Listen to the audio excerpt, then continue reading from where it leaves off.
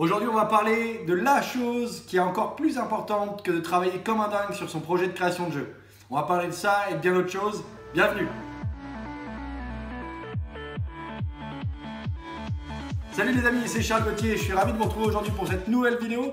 Je suis ravi également de vous souhaiter un joyeux Noël et tout le meilleur pour cette fin d'année. Passe d'excellents moments avec tes proches, avec ceux que t'aimes, ta famille, tes amis, tous ceux qui t'entourent et tous ceux qui comptent pour toi. Je te souhaite vraiment tout le meilleur. Joyeux Noël à toi! Juste avant de commencer la vidéo, petit rappel, je vous partage mon cadeau de Noël. Cette année, j'ai décidé d'animer un atelier live en ligne avec plusieurs conférences live, des sessions questions-réponses. Ça commence mercredi 26 à 18 h et ça va durer jusqu'à la fin de l'année. Alors si tu rêves de créer des jeux ou que tu en crées déjà, mais que tu rêves d'en vivre, que tu rêves de te créer un avenir en étant libre et indépendant, en vivant de ta passion pour la création de jeux, je t'invite vivement à cliquer sur le premier lien dans la description juste avant de commencer la vidéo. Si jamais tu es nouveau, que tu n'as jamais vu mes vidéos, pense à t'abonner à la chaîne. Je suis là pour t'aider à devenir libre et indépendant en vivant de ta passion. Du coup, on va parler de la chose la plus importante sur laquelle il faudrait que vous vous concentriez avant même de vous dire je vais travailler comme un dingue, bosser comme un dingue, faire du 12 heures par jour, du 16 heures par jour, je ne sais pas, sur ma programmation, sur mon développement de jeu. Il y a quelque chose de plus important et c'est ce que je veux vous partager. Je sais ce que c'est quand on veut créer un jeu. Au début, on a envie de toucher à tout, on a envie de tout faire, que ce soit le game design, que ce soit la partie UI, UX, la programmation, la partie artistique, les VFX, le modeling 3D, le texturing, bref, on a envie de toucher un petit peu à tout, de découvrir tout ce qui peut être possible. Mais c'est un peu difficile parfois parce qu'on peut s'y perdre, on ne devient pas très bon dans un domaine, on touche un peu à tout, c'est agréable, on apprend plein de choses, mais ce n'est pas ça qui vous fera vivre. Si vous avez vraiment envie de faire des jeux pour en vivre, donc faire un business, être entrepreneur, il va falloir le faire avec intelligence et méthode.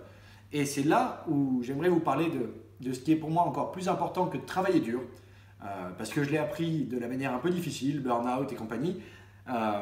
Quand on est à fond dans le développement de son jeu et qu'on touche à tout, on peut vite s'isoler du monde, oublier un peu ce qu'il y a autour et être perdu un petit peu dans ce qu'on fait.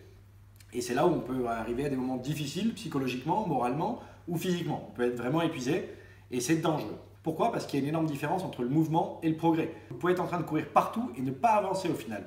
Et ça, il faut vraiment que vous puissiez en prendre conscience, que vous essayez d'allumer un petit voyant de temps en temps pour essayer d'analyser la façon dont vous gérez votre projet et la façon dont vous y investissez du temps et de l'énergie.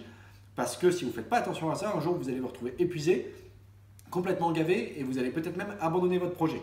Et c'est ce que j'aimerais que vous puissiez éviter. Du coup, vous l'aurez compris, il y a de la différence entre mouvement et progrès. Et pour progresser, pour moi, il y a une chose unique qui est encore plus importante que de travailler comme un dingue, c'est de se concentrer sur l'essentiel et sur ce qui est utile. Du coup, pour simplifier, ce serait simplement de travailler sur la bonne chose. Pas sur tout à la fois, sur la bonne chose.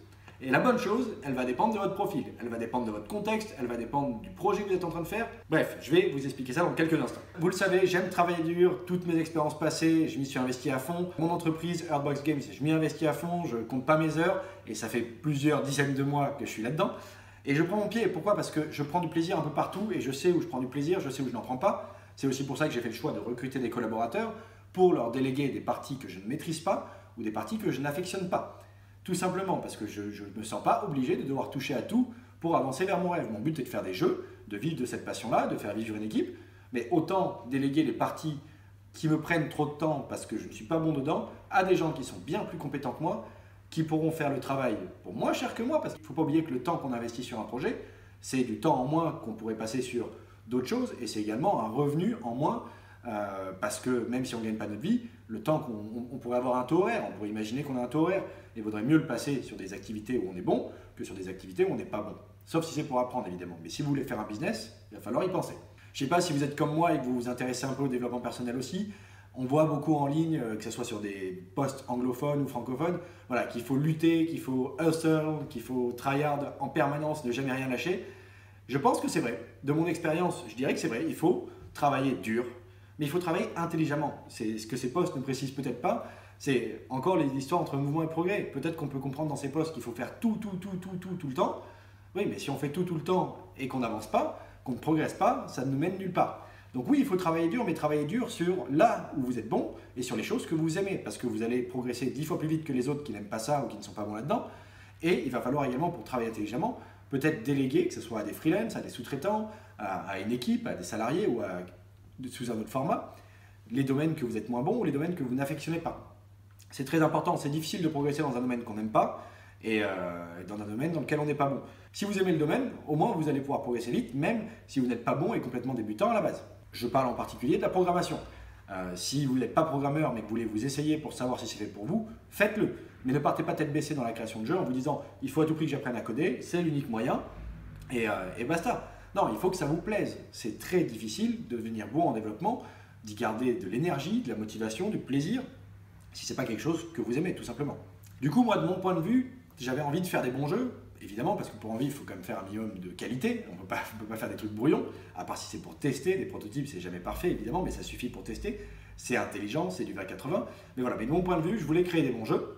Et n'ayant pas de compétences en développement, n'ayant pas spécialement l'envie de prendre en main les logiciels de type GameMaker, Buildbox, Construct, pour faire mes jeux moi-même tout seul, j'ai préféré recruter des collaborateurs. Et il y en a eu des différents depuis le début de mon entreprise. Mais ça a été mon choix.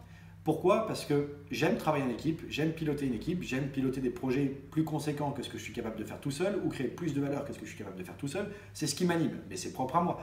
Donc j'ai décidé de plutôt aller recruter une équipe, des stagiaires, des employés, pour m'accompagner sur les sujets où je ne suis pas bon et qu'ensemble, on puisse essayer de se tirer tous vers le haut pour réussir à vivre de notre passion. On n'est pas obligé de faire comme ça, mais vous qui êtes tout seul chez vous, vous n'êtes pas obligé non plus de prendre des salariés, de monter une entreprise. Mais dites-vous bien qu'à un moment, il faudrait peut-être réfléchir à combien coûte votre taux horaire. Est-ce que vous n'êtes pas, c'est pas plus intelligent de vous concentrer sur des temps de travail là où vous êtes bon et là où vous apportez vraiment de la valeur pour déléguer les autres parties à d'autres personnes qui sont très compétentes, qui vous le feront en peu de temps, avec des coûts raisonnables, qui pourront revenir même moins cher que le temps que vous auriez passé avec le taux horaire que vous imaginez pour vous. Il ne faut pas voir que du court terme sur la dépense immédiate. Il faut voir sur la qualité que ça pourra donner, l'investissement en temps, parce que vous, pendant ce temps-là, vous pouvez vous concentrer sur les choses où vous apportez énormément de valeur que vous n'aurez pas besoin de déléguer. Donc voilà, prenez bien ça à l'esprit, le mouvement, le progrès, pour moi c'est quelque chose de dangereux. Je pense que n'importe quel créateur, quel que soit le projet, quelle que soit l'industrie, y est confronté à un moment. Chaque entrepreneur y est confronté, parce qu'au début c'est notre bébé, on a envie de tout faire, mais on se rend assez vite compte en général qu'on ne peut pas tout faire tout seul et qu'on a tout intérêt à s'entourer des bonnes personnes, c'est très important. Entourez-vous de personnes qui travaillent dur, qui aiment travailler, qui aiment faire ce qu'elles font et donnez-leur l'opportunité de vous accompagner sur votre projet. Enfin, n'oubliez pas une chose, c'est que ce que vous aimez et ce sur quoi vous travaillez régulièrement, c'est ce qui va devenir votre bébé, c'est là où vous allez devenir vraiment bon et expert. Il n'y a pas de secret, il faut travailler dur pour être bon dans un domaine. Si vous aimez travailler dans ce domaine et qu'en plus vous travaillez régulièrement, vous allez devenir vraiment excellent là-dedans. Essayez toujours de réfléchir en termes de coût et d'énergie.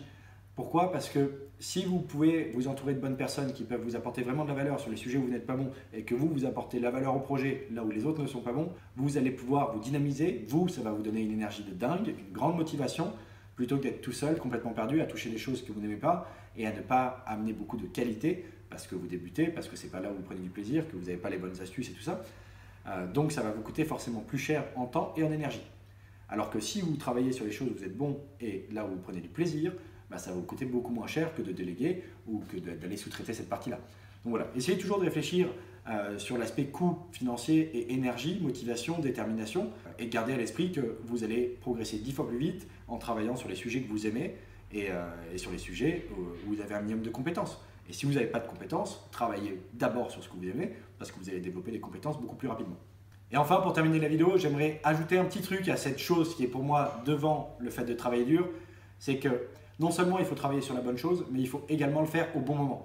Si vous arrivez à travailler sur les choses où vous êtes bon, sur les choses que vous aimez et que vous les faites au bon moment dans le processus, alors vous avez toutes les chances de maximiser vos chances de réussite et de minimiser les risques. Essayez de segmenter vos grands objectifs en plus petits, en objectifs mensuels, en objectifs hebdomadaires, en objectifs quotidiens. Essayez de travailler ne serait-ce qu'une demi-heure sur votre projet chaque jour et vous allez voir que chaque jour, vous allez pouvoir cocher les petites cases pour vous dire « Ok, ça c'est fait, ça c'est fait, ça c'est fait, j'ai avancé ». Et rien que le fait de faire ça et de marquer dans votre calendrier en cochant chaque jour sur lesquels vous allez travailler, vous allez gagner une motivation de dingue et vous allez avoir beaucoup plus de clarté. Donc vous allez être beaucoup moins dans le flou, donc vous allez être beaucoup moins touche à tout, histoire de meubler. Et vous allez vraiment travailler sur ce qui est essentiel et ce qui est important à ce moment-là. Donc ça va vous permettre de maximiser vos chances de réussir. Voilà, donc pour moi c'est très important. Il vaut mieux travailler intelligemment que d'essayer de travailler pour travailler. C'est ce qui risque de vous perdre, de vous mener au burn-out, de vous mener à l'abandon de votre projet. C'est la pire situation dans laquelle on peut se retrouver. En plus, si vous abandonnez, c'est vous qui êtes à l'origine de l'échec, c'est vous qui arrêtez le projet. Tout ça parce que vous êtes épuisé et que vous n'avez pas réussi à le faire, à mener ce projet assez intelligemment pour vous préserver et vous faire grandir vis-à-vis de ce projet. Donc pour moi, c'est très important d'être bien organisé, d'avoir un vrai fil rouge, de savoir quels sont les objectifs, quels sont les milestones qu'on s'est définis et de les faire à le plus court terme possible pour garder cette motivation quand vous êtes en train de débuter et que vous n'avez pas 20 projets derrière vous et donc une grande expérience. Pour moi, je pense que c'est une des clés de la réussite, savoir travailler intelligemment sur les bonnes choses au bon moment, sur ce qui est important, savoir faire la différence entre mouvement et progrès, savoir faire du 20-80, du lean, c'est ce qui vous permettra de progresser très vite, de prendre confiance en vous, de maximiser votre détermination, de minimiser les risques et donc de maximiser également votre potentiel de réussite de votre projet et de potentiel d'accéder à la vie de vos rêves, de devenir libre et indépendant en vivant de votre passion. J'ai été ravi de vous faire cette vidéo. Alors si vous n'êtes pas encore abonné à ma chaîne YouTube, je vous invite tout simplement à cliquer sur le bouton rouge sous la vidéo pour vous abonner et à activer la petite cloche des notifications pour être notifié de chaque nouvelle vidéo que je sors. Je vous invite également à cliquer sur le premier lien dans la description. C'est le lien de l'atelier qui commence ce mercredi 26, pour ceux qui regardent la vidéo au moment de la sortie. Je vais animer 4 conférences live, des sessions questions-réponses pour t'aider, pour vous aider à devenir libre et indépendant, à avoir des meilleures méthodes, des meilleures stratégies, des meilleures capacités d'analyse.